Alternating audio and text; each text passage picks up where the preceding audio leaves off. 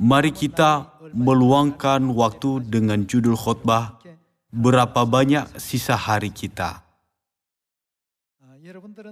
Saudara-saudari, berapa banyak sisa hari dalam hidup Anda? Ada yang mungkin berkata, mungkin sisa 10 tahun bagiku. Yang lain mungkin berkata, mungkin sisa 5 tahun bagiku. Atau mungkin sisa 20 tahun bagiku. Kalau kita tahu berapa banyak sisa hari kita, atau kalau kita tahu bahwa hanya setahun saja sisa hidup kita, apa yang harus kita lakukan sekarang?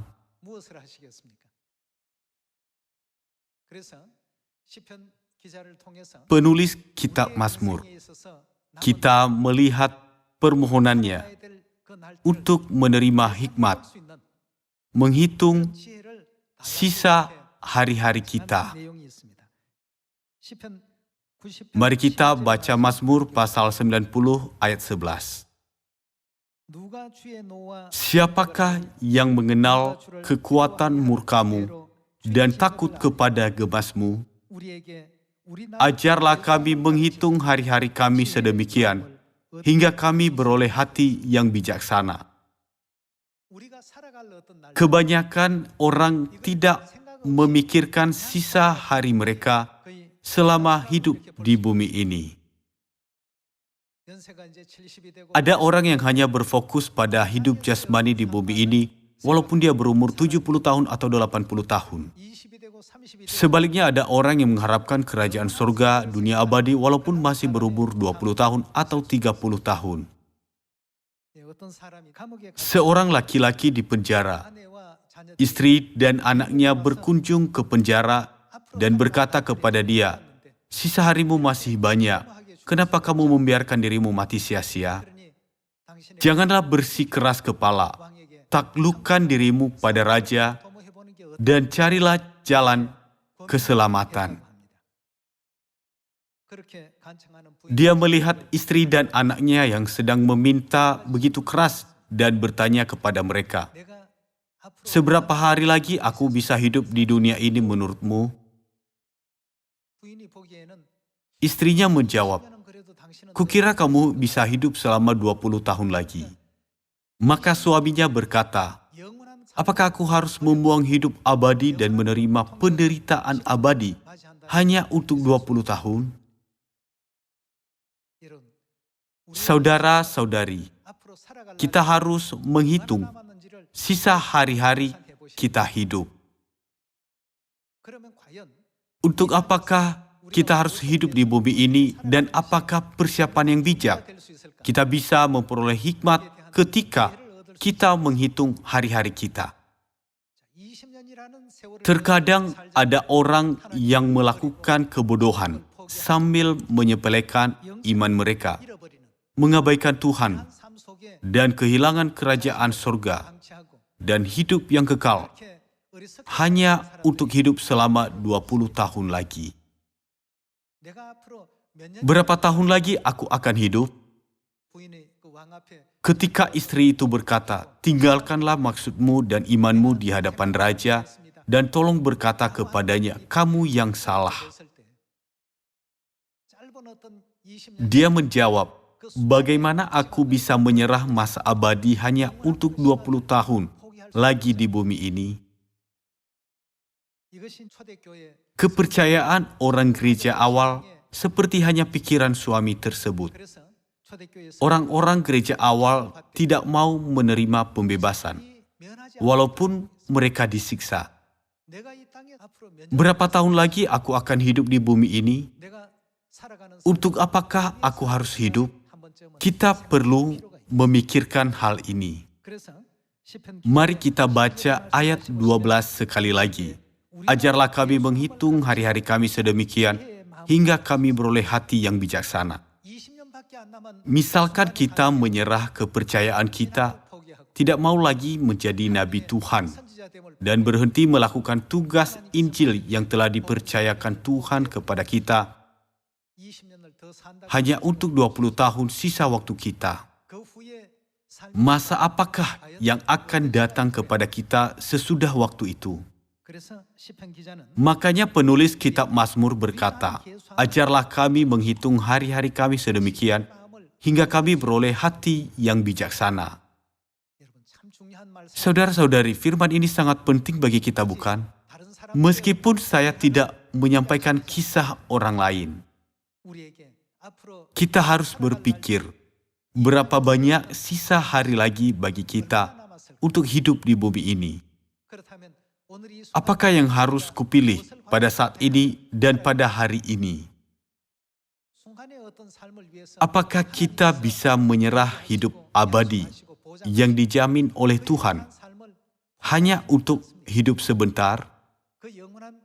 Saya meminta Anda semua sekali lagi menghitung hari-hari Anda dari saat ini dan memperoleh hati yang bijaksana, supaya Anda bisa menerima hak penuh untuk masuk ke dalam kerajaan sorga. Mari kita baca 2 Korintus pasal 4 ayat 16. Sebab itu kami tidak tawar hati, tetapi meskipun manusia lahiriah kami semakin merosot, namun manusia batiniah kami dibaharui dari sehari ke sehari. Sebab penderitaan ringan yang sekarang ini mengerjakan bagi kami kemuliaan kekal yang melebihi segala-galanya, jauh lebih besar daripada penderitaan kami. Sebab kami tidak memperhatikan yang kelihatan, melainkan yang tak kelihatan, karena yang kelihatan adalah sementara, sedangkan yang tak kelihatan adalah kekal.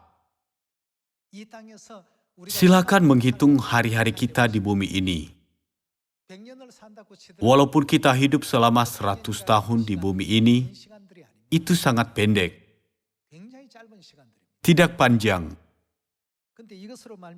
Bagaimana kita bisa menyerah hidup abadi hanya waktu yang pendek ini? Adakah hidup abadi bagi kita? Itulah sebabnya 2 Korintus 4 berkata, kami tidak memperhatikan yang ada di bumi ini karena yang di bumi ini sementara. Kita memperhatikan yang tak kelihatan, karena yang tak kelihatan adalah kekal. Seperti ini, Tuhan terus-menerus menyuruh kita menghitung hari-hari kita untuk memperoleh hal yang abadi selama hidup di bumi ini. Beberapa orang sudah mencapai usia pensiun, dan beberapa orang lain masih bekerja karena masih punya waktu dan tenaga, tetapi mereka berada dalam situasi yang sama. Walaupun mereka hidup selama 20 tahun lagi dalam situasi ini, apa gunanya masa itu jika mereka menyangkal Tuhan dan menolak hidup yang baik? Kalau begitu, untuk apakah kita harus hidup?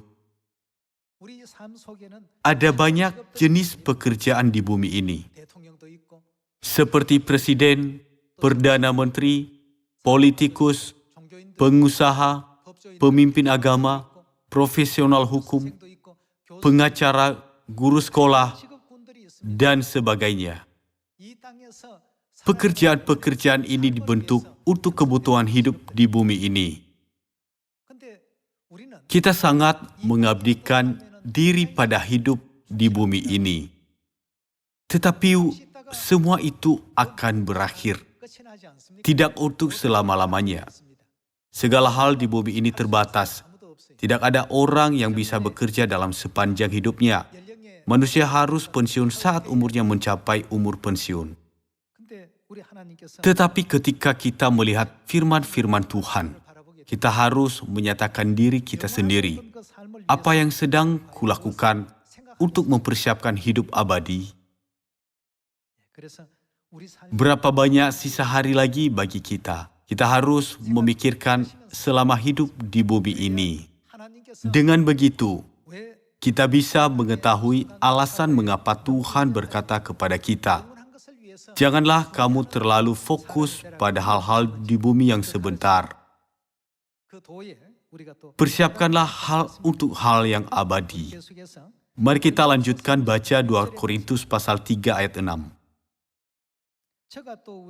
Ialah membuat kami sanggup menjadi pelayan-pelayan dari suatu perjanjian baru, Ia membuat kami juga sanggup menjadi pelayan-pelayan dari suatu perjanjian baru yang tidak terdiri dari hukum yang tertulis, tetapi dari roh, sebab hukum yang tertulis mematikan, tetapi roh menghidupkan. Tuhan selalu berkata kepada kita, jadilah pelayan perjanjian baru. Selama saya makan siang, ada beberapa topik dalam percakapan. Saya bertanya tentang kabar seorang yang saya kenali. Saya dengar bahwa dia sudah meninggal. Lalu saya menanyakan kabar orang lain dan mendengar bahwa dia juga sudah meninggal. Kebanyakan generasi orang tua saya sudah meninggal. Lalu saya menghitung hari-hari kita dan berpikir bahwa generasi saya akan berikut mereka. Saya mengingat mereka yang telah meninggal. Ada seorang yang penuh dengan hikmat. Ada yang sangat pintar. Meskipun begitu, di manakah mereka sekarang? Tubuhnya sudah kembali ke tanah. Orang-orang yang sudah ada di dalam kebenaran kembali kepada Bapa.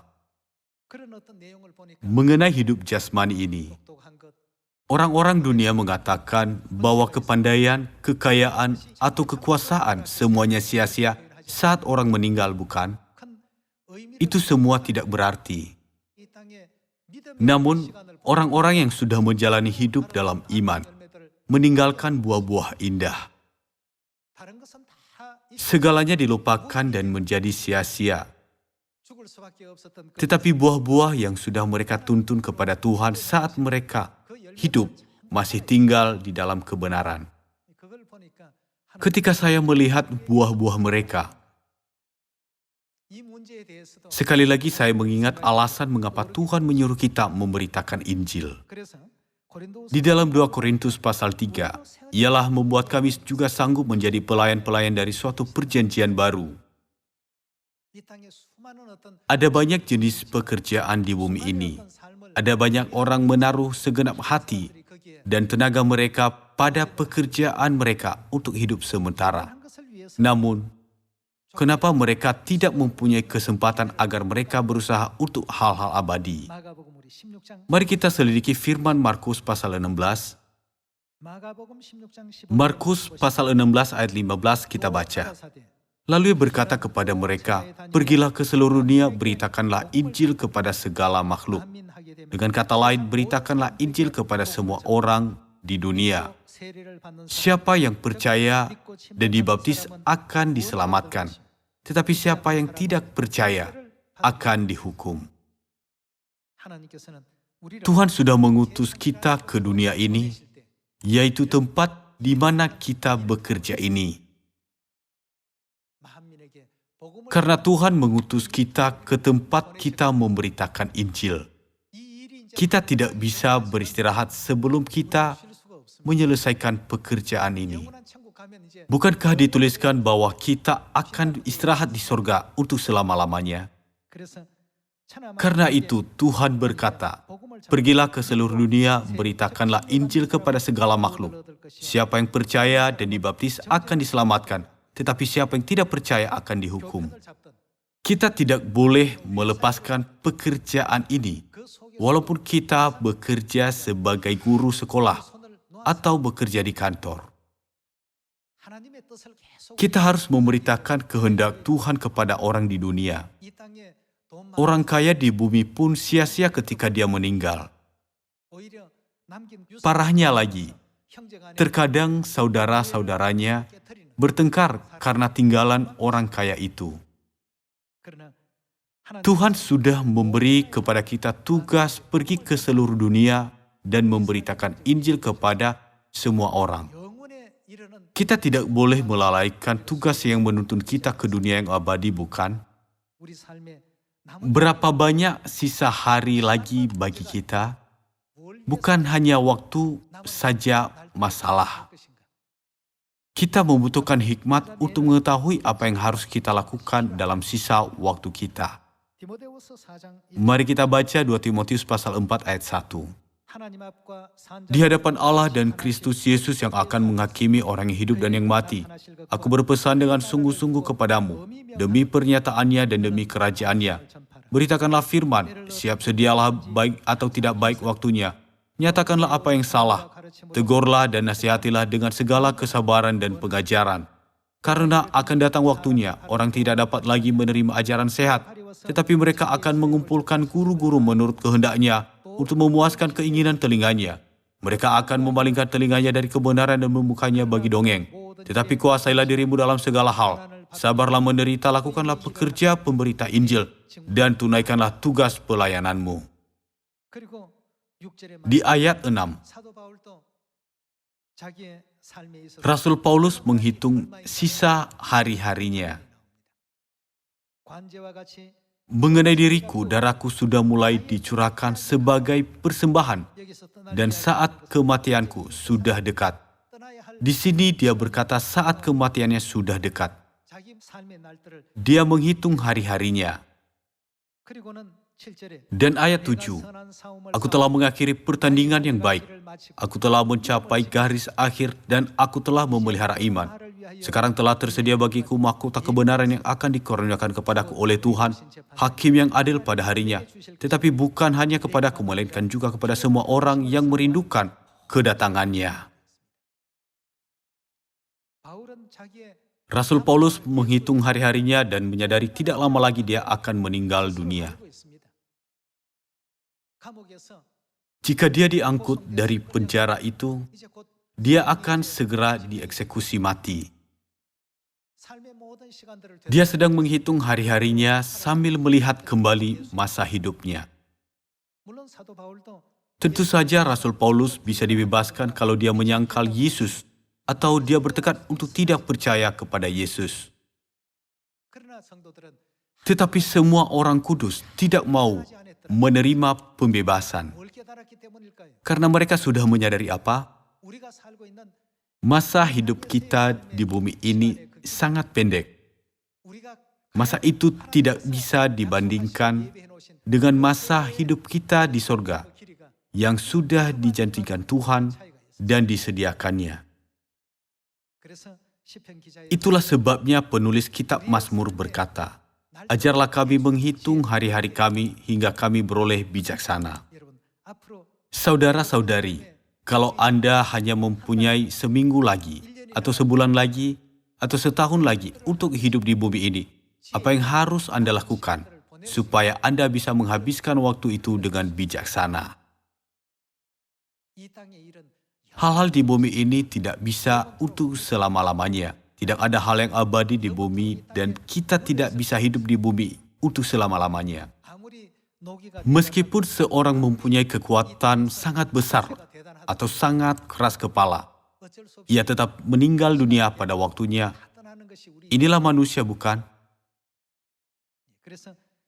Maka di dalam Mazmur 90 dikatakan, sungguh segala hari kami berlalu karena gemas Tuhan.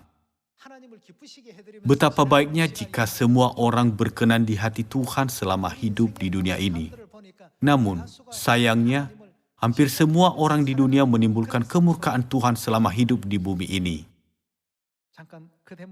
Mari kita lihat ayat Alkitab mengenai itu. Mazmur 90 ayat 9 kita baca. Pasal 90 ayat 9. Sungguh segala hari kami berlalu karena gemas-Mu. Kami menghabiskan tahun-tahun kami seperti keluh. Betapa baiknya jika segala hari kita berlalu di bawah kegembiraan Tuhan. Namun Alkitab berkata, segala hari kami berlalu karena gemas Tuhan. Karena gemas-Mu, kami menghabiskan tahun-tahun kami seperti keluh. Masa hidup kami 70 tahun dan jika kami kuat 80 tahun dan kebanggaannya adalah kesukaran dan penderitaan. Masa hidup kita berlalu sangat cepat. Sebab berlalunya buru-buru dan kami melayang lenyap. Masa berlalu sungguh cepat dan berlalu karena gemas Tuhan. Itu dikarenakan manusia tidak menghabiskan masa hidupnya sesuai kehendak Tuhan, untuk berkenan di hati Tuhan, tetapi menaruh segala usahanya untuk kesenangan dunia yang jahat ini dan menanam segenap tenaganya dan masa hidupnya pada hal-hal bumi ini. Jadi kita harus membangunkan mereka.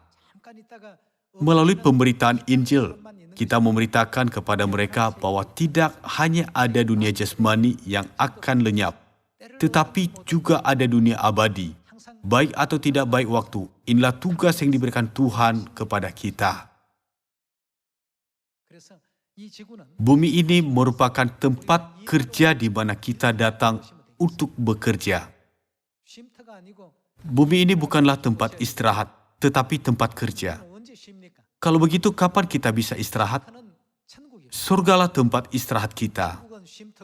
Surga adalah tempat istirahat dan bumi adalah tempat kerja. Kita bisa menyenangkan Tuhan ketika kita bekerja banyak di sini. Dengan begitu, kita bisa menghabiskan hari-hari kita dalam kegembiraan Tuhan. Kita orang Kristen harus mempunyai pengetahuan tentang waktu di bumi dan waktu di sorga. Kita tidak boleh melupakan bahwa masa hidup di bumi ini segera berlalu. Saat kita melupakannya, hikmat juga menghilang. Saat kita melupakannya, iman kita menghilang. Saat kita melupakannya, kita bisa tertarik oleh godaan jahat dari dunia dan iman kita segera lenyap. Hampir semua orang kudus gereja awal hidup dengan pola pikir seperti ini. Kita juga harus membuka mata rohani kita untuk memandang kerajaan surga dengan iman seperti itu. Jika tidak, kita pasti akan bersungut-sungut kepada Tuhan, berpaling dari Tuhan, dan menyerah kepercayaan kita karena adanya kesulitan di bumi ini. Saudara-saudari, kita mempunyai iman bukan untuk hidup di bumi ini. Tujuan kita adalah kerajaan surga, bukan? Mari kita mengingat, kita akan hidup bahagia bersama Bapa dan Ibu di surga untuk selama-lamanya. Kalau kita mempunyai keinginan jasmani, kalau kita mempunyai hawa nafsu duniawi, atau kalau kita tertarik pada suatu hal di bumi dan mengundurkan diri dalam iman, itu semua sangat bahaya bagi jiwa kita. Saya tidak mengatakan bahwa kita tidak boleh bekerja untuk hidup jasmani. Kita harus bekerja rajin dan setia di dunia. Tetapi kita tidak boleh terlalu konsentrasi pada pekerjaan dunia hingga kita melupakan tujuan dasar hidup kita. Sambil mengingatkan diri kita sendiri hal ini, mari kita menjadi orang yang mengabdikan diri dalam menyelamatkan dunia ini sebagai pelayan perjanjian baru yang berkenan di hati Tuhan. Kalau semua masa di bumi ini berlalu, kita akan mengetahui bahwa kita benar-benar menghabiskan masa hidup kita sambil melakukan apa yang paling berarti. Mari kita baca Ibrani pasal 11 ayat 33. Yang karena iman telah menaklukkan kerajaan-kerajaan, mengamalkan kebenaran, memperoleh apa yang dijanjikan, menutup mulut singa-singa. Memadamkan api yang dahsyat, mereka telah luput dari mata pedang, telah beroleh kekuatan dalam kelemahan, telah menjadi kuat dalam peperangan, dan telah memukul mundur pasukan-pasukan tentara asing. Ibu-ibu telah menerima kembali orang-orang yang telah mati sebab dibangkitkan, tetapi orang-orang lain membiarkan dirinya disiksa atau tidak mau menerima pembebasan, supaya mereka beroleh kebangkitan yang lebih baik. Ada pula yang diejek dan didera, bahkan yang dibelenggu dan dipenjarakan. Mereka dilempari, digergaji, dibunuh dengan pedang. Mereka mengembara dengan berpakaian kulit domba dan kulit kambing, sambil menderita kekurangan dan kesesakan dan siksaan. Dunia ini tidak layak bagi mereka. Mereka mengembara di padang gurun dan di pegunungan, dalam gua-gua dan celah gunung. Lihatlah iman orang-orang kudus miliki. Iman mereka berdasarkan apa sehingga mereka bisa melakukan begitu? Masa di bumi ini sebentar. Itu hanya sesaat. Bagaimana aku bisa menggantikan jiwaku dengan 20 tahun lagi di bumi ini? Dengan kata lain, bagaimana aku bisa membuang hidup kerajaan sorga? Siapakah bisa melakukan kebodohan seperti itu? Meskipun seorang yang lebih tinggi daripada seorang kaisar mengancam kita agar kita tidak mempercayai Tuhan, kita tidak bisa berkata, aku akan berhenti mempercayainya, bukan? Orang-orang kudus gereja awal tidak mau menerima pembebasan meskipun mereka disiksa. Mereka sudah dihina, dicambuk, dibelenggu, dan dipenjarakan. Tetapi mereka menganggapnya bukan apa-apa. Saudara-saudari, iman mereka harus terukir dalam hati kita sebagai contoh di zaman ini. Untuk itu, terukir dalam hati kita, kita perlu menghitung hari-hari kita di bumi ini. Ada yang mempunyai 10 tahun lagi, ada yang mempunyai 20 tahun lagi, dan ada juga yang mempunyai 30 tahun lagi. Tetapi kita, anak-anak Sion, tidak boleh berpaling dari Tuhan, membuang iman kita dan kerajaan sorga hanya untuk hidup selama 20 tahun atau 30 tahun lagi, bukan? Waktu kita masih di dunia ini sebelum menerima kebenaran, kita tidak punya cara lain hidup kita. Tetapi sekarang, Anda sudah belajar setiap hari tentang cara untuk hidup di kerajaan sorga melalui firman Tuhan, bukan? Kita semua harus hidup untuk dunia rohani itu. Memang penderitaan dan beban salib mengikuti kita yang hidup untuk hal rohani. Tetapi penderitaan zaman sekarang tidak bisa dibandingkan dengan kemuliaan yang akan dinyatakan kepada kita. Tolong buka Roma pasal 8, Roma pasal 8 ayat 16 kita baca. Roh itu bersaksi bersama-sama dengan roh kita bahwa kita adalah anak-anak Allah. Dan jika kita adalah anak, maka kita juga adalah ahli waris. Maksudnya orang-orang yang berhak menerima janji-janji Allah yang akan menerimanya bersama-sama dengan Kristus, yaitu jika kita menderita bersama-sama dengan Dia, supaya kita juga dipermuliakan bersama-sama dengan Dia. Sebab aku yakin bahwa penderitaan zaman sekarang ini tidak dapat dibandingkan dengan kemuliaan yang akan dinyatakan kepada kita. Karena itu, mereka tidak mau pembebasan walau mereka disiksa. Meskipun mereka dihina, dicambuk, dipenjara, dan menghadapi berbagai cobaan. Mereka berkata, sebentar lagi kita akan masuk ke sorga. Untuk apa kita menyangkal Tuhan dan membuang kepercayaan kita? Sukacita apakah akan kita peroleh walau kita hidup selama 10 tahun lagi? Begitulah iman mereka. Maka iman mereka tidak layak diterima dunia. Mari kita baca firman di Kolose pasal 1 ayat 22. Sekarang diperdamaikannya di dalam tubuh jasmani Kristus oleh kematiannya untuk menempatkan kamu kudus dan tak bercela dan tak bercacat di hadapannya. Sebab itu kamu harus bertekun dalam iman, tetap teguh dan tidak bergoncang, dan jangan mau digeser dari pengharapan Injil yang telah kamu dengar dan yang telah dikabarkan di seluruh alam di bawah langit. Dan yang aku ini, Paulus, telah menjadi pelayannya. Sekarang aku bersukacita bahwa aku boleh menderita karena kamu dan menggenapkan dalam dagingku apa yang kurang pada penderitaan Kristus untuk tubuhnya, yaitu jemaat. Rasul Paulus rela mengalami penderitaan yang dikarenakan gereja dan orang-orang kudus. Ayat 25 kita baca, aku telah menjadi pelayan jemaat itu sesuai dengan tugas yang dipercayakan Allah kepadaku untuk meneruskan firman-Nya dengan sepenuhnya kepada kamu. Aku akan menggenapkan dalam dagingku apa yang kurang pada penderitaan Kristus untuk tubuhnya, yaitu jemaat. Sesudah itu, hasil apakah yang diharapkan menurut ayat tersebut? Sesudah hidupku berakhir, aku akan kembali ke kerajaan surga. Tuhan sedang menyediakan mahkota kebenaran bagiku. Betapa besarnya sukacitaku. Saudara-saudari, alangkah bahagianya kita mempunyai iman selama hidup di bumi ini. Namun ada orang yang membuang imannya untuk hidup di bumi ini. Itu sungguh menyedihkan. Kita tidak boleh menyerah hal yang abadi, karena hidup sebentar ini, bukan?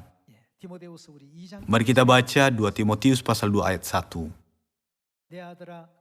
Sebab itu, hai anakku, jadilah kuat oleh kasih karunia dalam Kristus Yesus. Apa yang telah engkau dengar daripadaku di depan banyak saksi, percayakanlah itu kepada orang-orang yang dapat dipercayai, yang juga cakap mengajar orang lain. Ikutlah menderita sebagai seorang prajurit yang baik dari Kristus Yesus. Seorang prajurit yang sedang berjuang tidak memusingkan dirinya dengan soal-soal penghidupannya, supaya dengan demikian ia berkenan kepada komandannya. Menurut firman ini juga, kita bisa tahu bahwa orang yang dipilih sebagai prajurit yang baik dari Kristus takdir untuk mengalami penderitaan. Bagaimana kita bisa mempunyai iman untuk tidak mau pembebasan walau kita disiksa? Berapa banyak sisa hari lagi dalam hidup kita? Kalau kita memikirkan pertanyaan ini setiap saat kita menghadapi kesulitan, mungkin kita akan mengokohkan iman kita sekali lagi dengan tenaga baru. Kerajaan sorga sungguh sudah dekat. Sejak kita dipanggil sebagai prajurit yang baik dari Kristus dan mulai mengambil bagian dalam penderitaannya, dunia ini bukan lagi tempat penghiburan bagi kita, melainkan tempat kerja untuk menggenapi tugas kita. Kalau orang yang bermain atau beristirahat di tempat kerja, maka orang itu menghabiskan masa hidupnya dalam murka Tuhan. Mari kita memanjatkan banyak kemuliaan kepada Tuhan dengan mempunyai hikmat untuk menanyakan diri sendiri, berapa banyak sisa hari kita. Mari kita memberitakan kemuliaan Bapa Sang Hong dan Ibu Sorgawi, Yerusalem Baru ke Samaria dan sampai ke ujung bumi. Pada tahun ini, saya menutup khotbah ini. Terima kasih.